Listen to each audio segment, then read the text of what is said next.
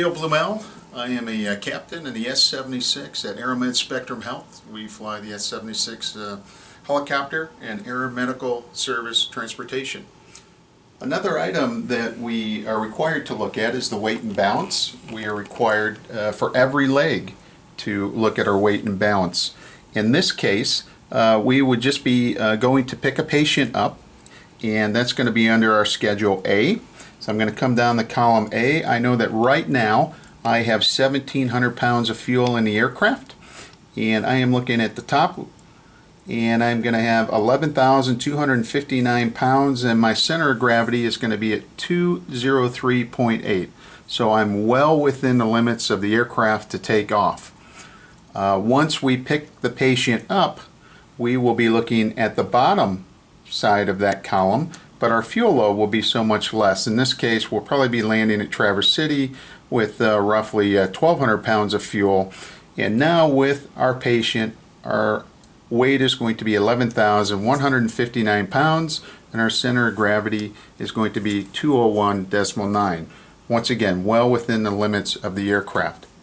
But I do want to refer back to the weather. We have something that the FAA requires all pilots flying EMS under Part 135.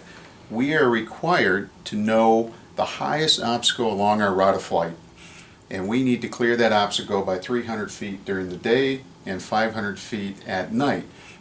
Also maintaining our cloud clearance of at least 500 feet from the cloud above us. And we refer to this in Route Quick Reference Guide, which we've developed here at Aeromed Spectrum Health, which lists the highest obstacle along our route of flight. If we were going to Traverse City, we would be taking off from Grand Rapids.